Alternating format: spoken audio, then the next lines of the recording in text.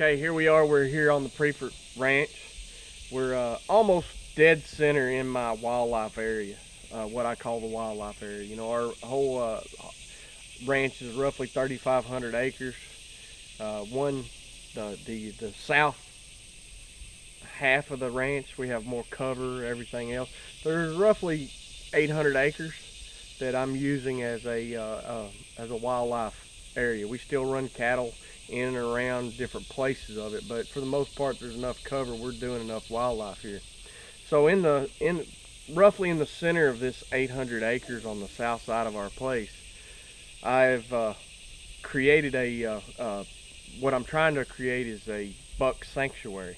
So I picked out the nastiest, ugliest, most cover area on our place and basically fenced it off from the cows. Fenced it off so that I could have it designated well as a buck sanctuary. But the reason I wanted to pick out the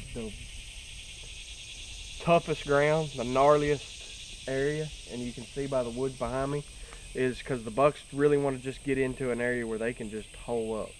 And they want to be in the deepest, darkest, junkiest stuff they can find. So they have seclusion.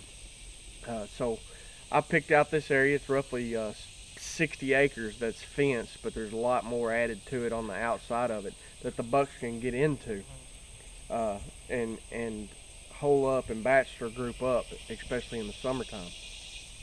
There's a few trails through it, but you want to use a place that has very little access. You don't want to be going through it even once a month.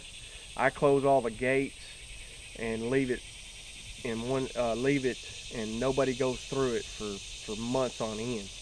It keeps it much more secluded, lets the bucks get in there and just bed down and stay secluded. But what I've done is I put food plots to the east, to the west, and to the north of this buck sanctuary. Within 400 yards, any of those three directions, 500 yards or more, they can ease out of these areas and go to my feeders and to my food plots, and then they can move back in at night.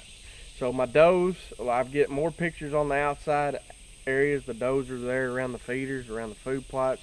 They're staying in there close, and what I'm hoping is the bucks congregate here at night. They ease out to eat, they come back here in the morning, but it keeps them in close, keeps them in the middle, keeps them a secure place that they can be, but then they can ease out in the rut and during hunting season to the food plots and to the does outside of it, and then feel secure and come back to another place.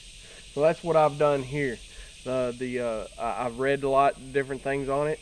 I've had a lot of different experts say you need roughly a good buck sanctuary where you just never go into it, you never mess with it. I don't have food plots, I don't have feeders in here, no stands, and we may mow it about at the most once a year on the outside edges, and sometimes it's once every 2 years. So that's about as much as anything gets in, any equipment or man gets inside this buck sanctuary. So for a good successful land management and wildlife management, and especially for deer, you need an area in the center of your place where the bucks can feel secure and nobody deals with and nobody messes with. So this is what I've done, and hopefully you've learned something. Thanks.